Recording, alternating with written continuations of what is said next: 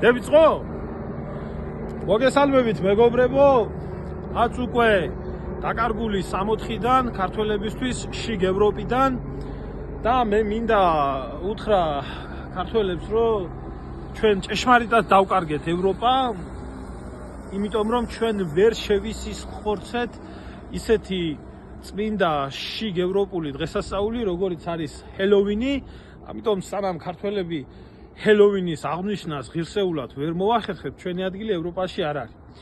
აი მინდა ახლა წარმოგიდგინოთ დღევანდელი ბრწყინვალე დღესასწაულის, ასე რომ ვთქვათ, სრული სილამაზე, თუ ამ ყველაფერს როგორ ხდებიან შიგ წმინდა ევროპაში, აი ეს სიმპათიური სულთამხუთავი, რომელსაც ხედავთ ჩონჩხი და თავისი მთელი მოწყობილობებით, ეს არ ვიცი სიმართლე გითხრათ, არ ვიცი ბურდალაკი არის, საფლავიდან ამომავალი ვამპირი არის, მუმია არის თუ რა არის, თუმცა ძალიან სიმპათიური არის. ეს დამადასტურებელი ფაქტი, რომ აქ არის welcome to hell, ასე როგორც სიტყვა, ანუ მობრძანდით ჯოჯო, კეთილი იყოს თქვენი მობრძანება ჯოჯოხეთში. ეს არის კვახი, გოგრა, რომელიც ჰელოვინის სიმბოლოა, ნახეთ როგორც სიმპათიურად არის გამოწყობილი. და ეს რა თქმა უნდა ჩვენი ძმა მიქელა. დანაკ ამაში წელი შენახული. აი ხლა ეს აქეთკენ დუქანია ჰელოვინის და ამ ყველაფრის საპირისპირო მხარეს არის კათოლიკური ეკლესია, სადაც იქვე კუთხეში ჩვენ შევამჩნიეთ, რომ ასევე არის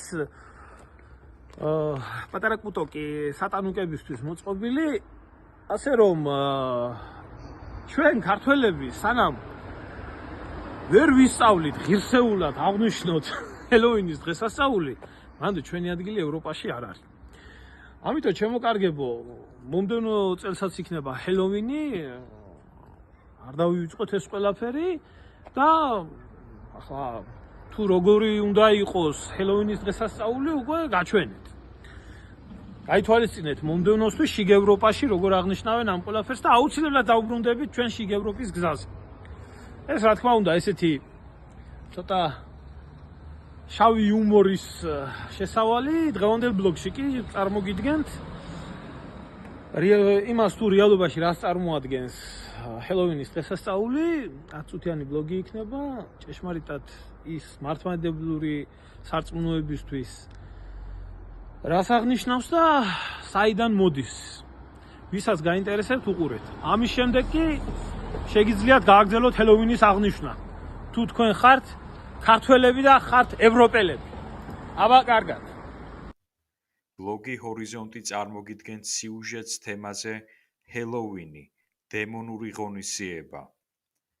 ქართულ საზოგადოებაში 21 საუკუნის დასაწყისიდან სოციუმის გარკვეული ნაწილი აღნიშნავს ეგრეთ წოდებულ ჰელოვინის დღესასწაულს. ეს დღე როგორც წესი 31 ოქტომბრიდან 1 ნოემბრის ღამემდე აღინიშნება. ქართველი მართლმადიდებელი სასულიერო პირების განცხადებით, ეს არ არის დღესასწაული, რადგან მართლმადიდებლისათვის რეალურად დღესასწაულია შობა, მაცხოვრის აღდგომა და სხვა ღირსშესანიშნავი ქრისტიანული დღეები. მაგალითად, 10 განსვენებული დეკანოზი დავით ქლივიძე, რომელიც ყოველთვის გამოირჩეოდა მართლმადიდებლობისა და ეროვნული ინტერესების დაცვით, აცხადებდა, რომ დაუშვებელია მართლმადიდებელმა ადამიანმა, მით უმეტეს ბავშვმა, მონაწილეობა მიიღოს ამ სატანურ ღონისძიებაში, რომლის ფესვებიც ძველ კელტური წარმართული სამყაროდან მოდის. დეკანოზი განმარტავს, რომ საქართველოში ჩატარებულ ერთ-ერთ ჰელოვინის ეგრეთ წოდებულ ფესტივალზე ღონისძიებაზე გამოსულმა თეატრალიზებული სატანური წარმოდგენის მონაწილეებმა პირდაპირ განაცხადეს, რომ მათი მიზანი იყო ქრისტეს დამარცხება, ქრისტიანობის წინააღმდეგ მოქმედება. ამ საშინელ წარმოდგენას მამა დავით ქლივიძის ქადაგების მიხედვით ახლდა საშინელი პერფორმანსი, სადაც უშუალოდ იყვნენ ჩართულნი ნახევრად შიშველი რქებიანი ქალები, რომლებიც მონაწილეობდნენ თეატრალიზებულ ორგიის დადგმაში და სანაცვლოდ გარკვეული გასამრჯელო მიიღეს. მამა დავით ქვლივიძე ამ წარმოდგენის მონაწილეებს იუდას თანაზიარი ცოდვის ჩამდენებთან აიგივებდა, რომლებმაც ქრისტეს მოღალატე მოწაფის მსგავსად ვერცხლის მონეტებზე გაჰყიდეს მაცხოვარი. ნიშანდობლივია, რომ ამ ღონისძიების წინააღმდეგ გამოდის მრავალი ქართველი სასულიერო პირი. ისინი აცხადებენ, რომ საუბედუროდ მართლმადიდებელი მშობლების ნაწილი ვერ დგას მოწოდების სიმაღლეზე და თავიანთ მცირეწლოვან შვილებს უფლებას აძლევენ მონაწილეობდნენ აღნიშნულ დემონურ ღონისძიებაში. ჰელოვინის ღონისძიებას სპეციალურად არ მოიხსენიებთ მას დღესასწაულად ზემოთხსენებული მოსაზრებების გამო, უპირისპირდებიან არა მხოლოდ მართლმადიდებლურ სამყაროში, არამედ ბოლო ხანებში მას ამხელენ სხვა ქრისტიანული კონფესიების წარმომადგენლებიც, რომელთაგან ერთ-ერთი ყველაზე თვალსაჩინო მაგალითი ყოფილი ოკულტისტი ჯონ რამირესია. ისინი აცხადებენ, რომ საუბედუროდ მართლმადიდებელი მშობლების ნაწილი ვერ დგას მოწოდების სიმაღლეზე და თავიანთ მცირეწლოვან შვილებს უფლებას აძლევენ მონაწილეობდნენ აღნიშნულ დემონურ ღონისძიებაში. ჰელოვინის ღონისძიებას სპეციალურად არ მოიხსენიებთ მას დღესასწაულად ზემოთხსენებული მოსაზრებების გამო, უპირისპირდებიან არა მხოლოდ მართლმადიდებლურ სამყაროში, არამედ ბოლო ხანებში მას ამხელენ სხვა ქრისტიანული კონფესიების წარმომადგენლებიც, რომელთაგან ერთ-ერთი ყველაზე თვალსაჩინო მაგალითი ყოფილი ოკულტისტი ჯონ რამირესია. მის მიერ მიცემული არაერთი ინტერვიუდან ვიგებთ, რომ წარსულში 1999 წლამდე, როცა მან თავისი გადმოცემით საბოლოოდ თქვა უარი პირდაპირი გაგებით სატანის მსახურებაზე, ის წლების განმავლობაში მონაწილეობდა ოკულტურ რიტუალებში, რომელსაც ახლდა სხვადასხვა ტიპის მსხვერპლშეწირვის აქტივობები. როგორც რამირესი აცხადებს, როცა მოხდა მისი ოკულტურ სამყაროში ეგრეთ წოდებული ხელდაწყმა, მან თავის მეუღლეზე იქორწინა სწორედ ჰელოვინის ღონისძიების დღეს. ყოფილი ოკულტისტი, რომელიც ამჟამად ერთ-ერთი ქრისტიანული კონფესიის პასტორია, გვიამბობს, რომ ჰელოვინის საზეიმო დღე ოკულტისტებისთვის წარმოადგენს საკრალურ დღეს, როცა მაგიური ძალების მსახურები და თავად ბოროტი ძალები იკვებებიან ამ ღონისძიების შედეგად აღძრული ნეგატიური ენერგიებით. ამრიგად რამირესის შეფასებით, რომელიც ერთ დროს წარმოადგენდა ამ შავბნელი მისტიკური სამყაროს საიდუმლო საზოგადოებას, ჰელოვინი არის სატანისთვის მაამებლური ღონისძიება, როცა ის და მისი მსახურები ხარობენ გონებადაბინდული ადამიანების გაუაზრებელი ქმედებით, სახელდობრ მათი მონაწილეობით ხსენებულ აქტივობებში. რამირესმა განაცხადა, რომ მან ოკულტური სამყარო მიატოვა მაშინ, როცა საკუთარი თვალით იხილა ჯოჯოხეთი და იესო ქრისტე. ყოფილი ოკულტისტის და ამჟამინდელი პასტორის თქმით, მისმა სულმა 1999 წელს დატოვა სხეული და მომენტალურად აღმოჩნდა ჯოჯოხეთში, სადაც გამოეცხადა იესო ქრისტე. რამირესმა თქვა, რომ ეს იყო გარდამტეხი მომენტი მის ცხოვრებაში და ამ ქვეყნად დაბრუნებულმა მთლიანად შეცვალა ცხოვრების წესი, დაგმო საქმიანობა, რომელსაც ეწეოდა და ქრისტე იწამა. აუცილებლად აღსანიშნავია, რომ როგორც ვახსენეთ, ეს ღონისძიება სათავეს ძველი ირლანდიის, შოტლანდიის კელტებიდან იღებს. ჰელოვინის წარმართული ზეიმის დამფუძნებლების წარმოდგენითა და რწმენით, 31 ოქტომბრისა და 1 ნოემბრის ღამის შუალედურ მონაკვეთში ცოცხლებისა და გარდაცვლილების სამყაროების კარები იღებოდა და მიღმიერი სამყაროს მკვიდრნი ამ ქვეყნიურ სამყოფელში ჩამოდიოდნენ. უცხოელი ისტორიკოსების დასკვნით, ამ ღონისძიებას ჰქონდა არა მხოლოდ მისტიკური, არამედ ერთგვარი მატერიალური დანიშნულებაც, კერძოდ მასში მონაწილე პირებს ძველ კელტურ სამყაროში მიაჩნდათ, რომ მათ მიერ შესრულებული მსხვერპლშეწირვის რიტუალებით ისინი უხ-მოსავალს მიიღებდნენ.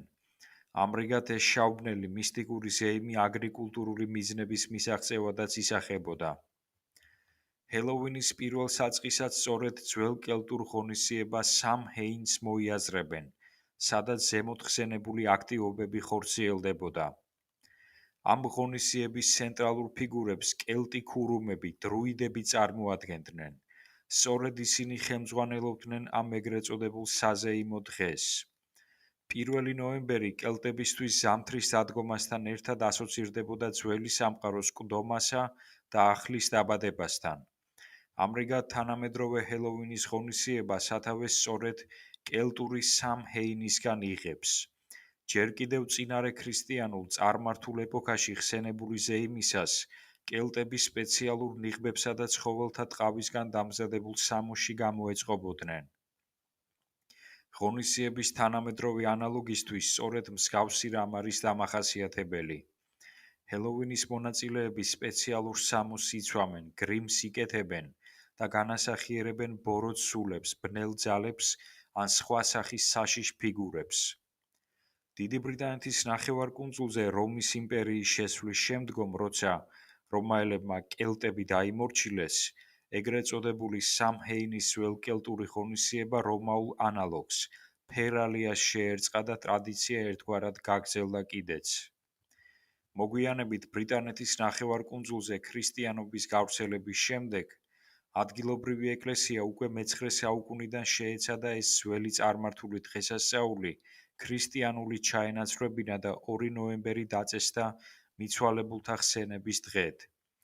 თანამედროვე სამყაროში სიტყვა ჰელოვინის ეტიმოლოგიური მნიშვნელობა სათავეს იღებს შუახნის პერიოდის ინგლისური ენის სიტყვიდან All Hallow Mass, რაც სიტყვასიტყვით ნიშნავს ყოველწმინდანთა დღეს. განსხვავებით მე-9 საუკუნის დროინდელი მიცვალებულთა ხსენების დღისგან, დღეს ჰელოვინის სხვა დანიშნულებას ატარებს, კერძოდ, ის წარმოადგენს სპეციალურ წარმოდგენას, სადაც ადამიანები განასახიერებენ შავბნელ ბოროტ ძალებს, მოჩვენებებს, რომელთაც არავითარი საერთო არ აქვთ ქრისტიანობასთან და პირიქით წარმოადგენენ სრულ ანტიპოდს ამ რელიგიისა. უნდა აღინიშნოს სამწუხარო ტენდენციაც, რაც უცხო კულტურის ბრმა მიმბაძველობით აიხსნება. სახელდობრ, თანამედროვე ქართულ სკოლებში სხვადასხვა სკოლის დირექცია მოსწავლეებთან ერთად აღნიშნავს ამ დემონურ ღონისძიებას, რაც ნამდვილად ძალიან სამწუხარო ფაქტია, რადგან ყოველივე უცხოურის ბრმად იმიტირება და ქართულ რეალობაში დამკვიდრება სნობიზმსა და საკითხის ნამდვილი არსის გაუცნობიერებლობაში ვლინდება.